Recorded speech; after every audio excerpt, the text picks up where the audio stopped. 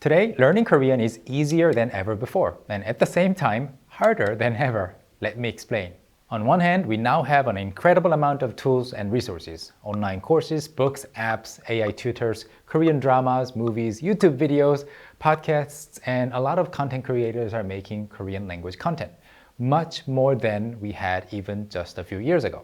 But on the other hand, we are now also living in an environment that constantly pulls our attention away.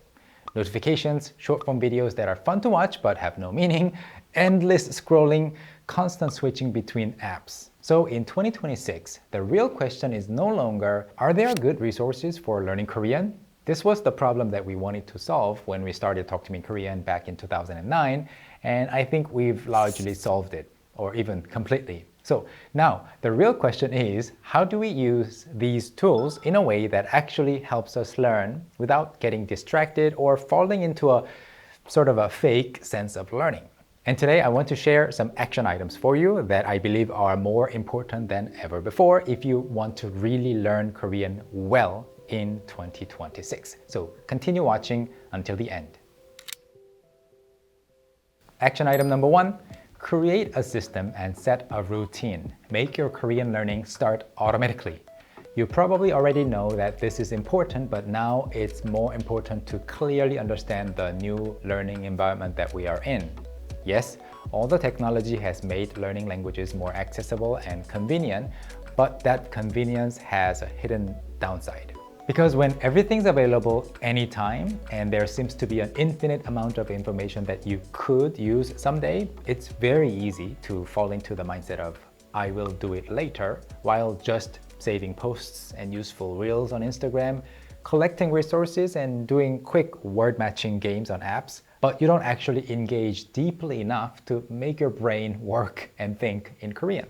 So the goal here is actually pretty simple. You study Korean because it's time to study Korean. Just like you go to school because it's time to go to school, or you go to work because it's time to go to work. It has to keep happening automatically like this, not because you feel especially more inspired that day. So please set a fixed time. At what time and where and how will you learn Korean? That how can be, different every day, but you need to fix what time and where. Make it very predictable and don't say things like, when I have more free time, because it's the same as never. And as for me personally, I am learning Italian these days and I study every morning before work and every evening after work without thinking. And whenever I drive, I listen to at least 20 minutes of Italian news or podcasts each day. It's all just very, very automatic. And to make it even easier for you, we're launching a new feature in our Korean speaking practice app, Seo, where you actually receive a call from Seo at the same time every day. Oh, 안녕하세요, 현우님. 오늘 기분이 어떠세요? 오늘 기분 좋아. 너는? 기분이 좋다니 다행이에요. 오늘은 뭐 하고 싶으세요? 유튜브 비디오를 만들고 싶어. 멋진 계획이에요. 어떤 주제의 비디오를 만들고 싶으세요? 한국어를 어떻게 더 잘 배울 수 있는지에 대해서 이야기할 거야. 좋은 주제예요. 개인 경험을 넣으면 더 좋아요. So like this, you receive a call, you answer, and immediately you are in a Korean conversation. No scrolling, no deciding which lesson to pick, no distractions. So this is what I mean by environmental automation. Whether you use an app like ours or another method, find a way to make the start of your study session automatic. Action item number 2. Use AI as a personal tutor, not just a translator. So instead of just asking your favorite AI tool how to say something in Korean, you can do so much more.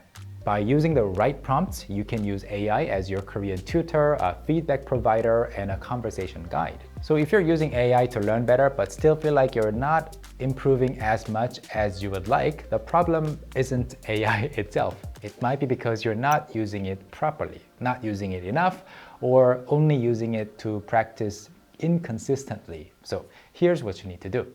If you'd like to use AI as a practice partner, speak to it regularly, ideally almost every day or just every single day. If you can already speak, say everything in Korean, that's perfect. But if not, it's okay too. It's okay to mix Korean and add your native language. So, the whole sentence can be in Korean, but then there can be nouns and some verbs in English or other languages. It's fine. AI will understand what you mean. So say something like, help me practice speaking Korean as a patient tutor. Use vocabulary words that match my level, because AI will know your level based on your previous practices and questions, right? And if I make mistakes, please teach me how to correct them, or something along those lines. Or say, I want to learn how to say in Korean and then say the rest in English, or your native language.